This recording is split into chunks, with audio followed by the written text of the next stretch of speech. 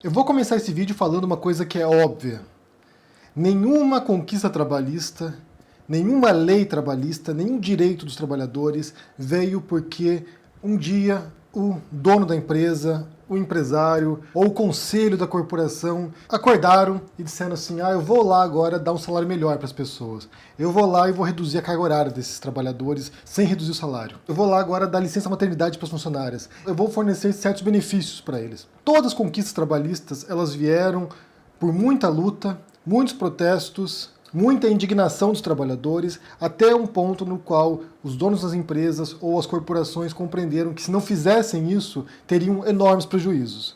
Então, as conquistas trabalhistas e as leis trabalhistas são decorrentes de décadas ou séculos de lutas de trabalhadores. Qualquer um que estuda a história do século XIX e do século XX e as lutas trabalhistas compreende isso. Nesse exato momento, hoje, dia 1º de junho, está ocorrendo uma greve dos entregadores de apps. E isso é decorrente de uma revolução no trabalho, de um novo modelo de trabalho que acaba terceirizando os funcionários, acaba precarizando os funcionários. Ou seja, o que você tem? Você tem, por exemplo, um app de celular de entrega de comida. Essa empresa ela tem pouquíssimos funcionários formais. Ela tem lá o pessoal que trabalha no TI, que trabalha na informática, que trabalha na assistência ao consumidor, que trabalha em escritório principalmente. Todos os demais funcionários, entre aspas, aqui dessa empresa, são trabalhadores que não têm vínculo empregatício com essa empresa e que vão lá, através do sistema interno do app, recebem os trabalhos e vão lá e ganham um percentual das entregas. Então isso leva, quando você lê as histórias de trabalhadores desses aplicativos, leva a jornadas de trabalho que são absurdas, 16 horas por dia trabalhando, por exemplo, para receber uma mixaria no fim do mês.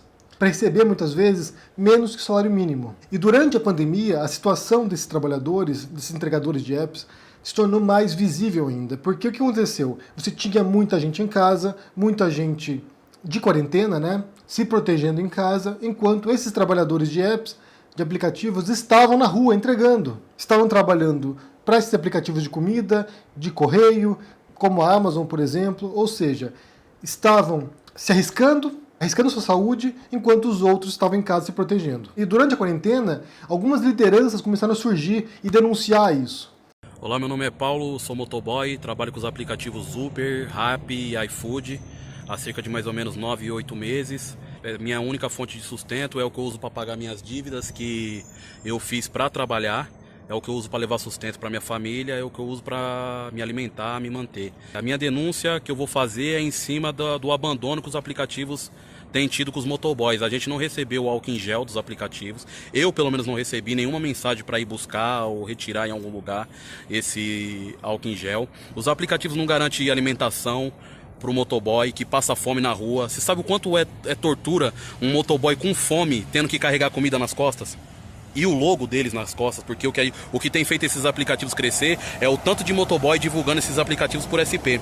E a gente não recebe por isso. Esses aplicativos, eles são oportunistas, eles chegam em países de terceiro mundo, onde a taxa de desemprego é absurda, e lançam isso como uma oportunidade de renda extra, sabendo que as pessoas precisam disso como a renda principal. Não sou eu o único motoboy que tem os aplicativos como renda principal. São vários e várias pessoas que estão assim nessa situação nesse momento. A gente não vê muitos políticos falando sobre os motoboys. É alguns, um ou dois que fala.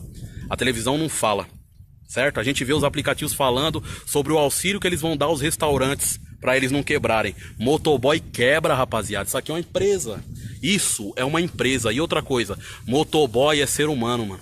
Tem sonho, igual todos os outros profissionais, policial, médico. A gente tem sonho, a gente chora, tem família. A gente não é só entregador de comida. E vir a público e falar, olha só, a condição aqui é precária. A gente não tem álcool gel, a gente não tem equipamento de segurança, a empresa não fornece isso. E mais do que isso também, não tem direitos trabalhistas, né? Se alguém que trabalha nesse aplicativo, né, se o entregador fica doente, ele não tem licença médica. A gente fala agora de milhões de pessoas que estão com esse tipo de trabalho que demanda um enorme tempo de trabalho, um enorme esforço e que dá pouquíssima segurança para esses trabalhadores. Então eles se reuniram agora, conseguiram se organizar e fizeram uma paralisação. O melhor modo para contribuir com isso é, hoje, nessa data, não pedir nada através de aplicativo. É mandar um sinal para essas empresas que vocês não vão compactuar com isso. E para entender melhor essa história, eu vou deixar para vocês aqui alguns links. Um deles é de um artigo da Rosana Pinheiro Machado, na Intercept, no qual ela fala sobre isso, sobre essas condições e sobre essa mobilização. É um artigo do El País mostrando algumas histórias de trabalhadores de aplicativos e também um link para um vídeo do Greg News no qual ele fala sobre isso, no qual ele fala sobre as condições de trabalho dessas pessoas. Como eu disse, nenhuma conquista trabalhista veio sem esforço, sem luta. Porém, tem um enorme problema que tem a ver com essa transição tecnológica, né?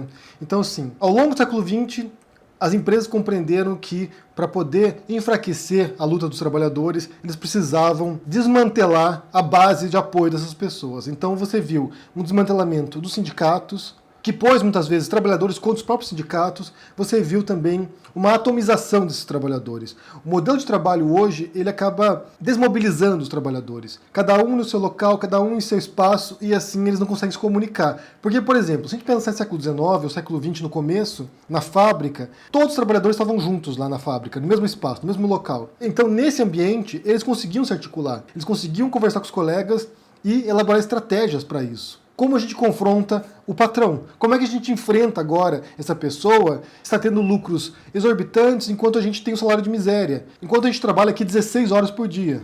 A mobilização, ela passa em grande parte pelo espaço de trabalho também.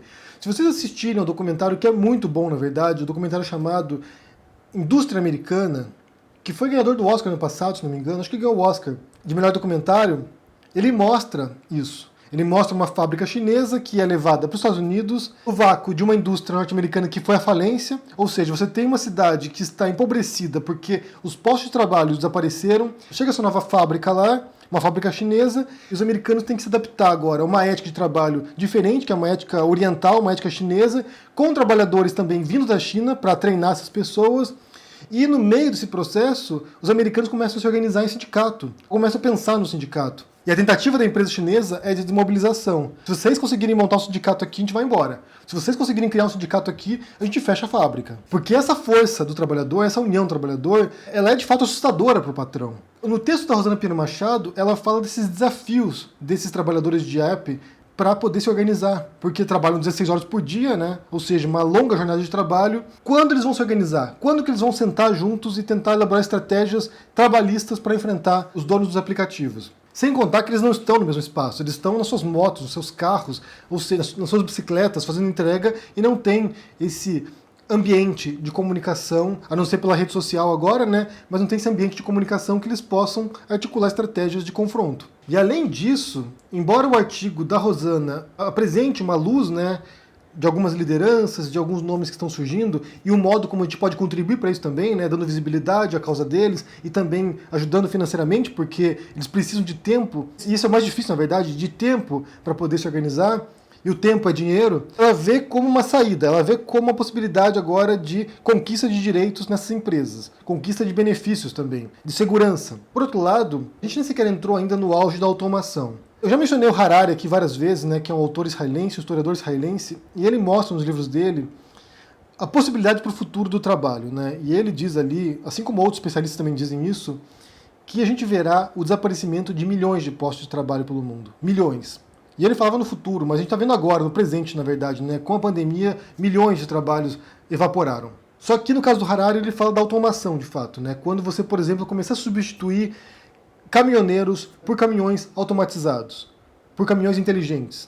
Quando começarem a substituir entregadores da Amazon por drones, ou motoqueiros por drones. Quando a sua comida chega na sua casa, não porque um motoqueiro foi até a sua casa entregar a comida, mas porque um drone veio voando e deixou na sua porta. Se nós pensarmos que milhões de pessoas trabalham com esse tipo de trabalho de entrega, ou que depende de alguém operando algum tipo de instrumento, algum tipo de veículo, algum tipo de máquina, e que isso pode desaparecer no futuro muito próximo, pela automação, porque a máquina não faz greve, a máquina não reclama, a máquina não tem filhos, a máquina não fica cansada.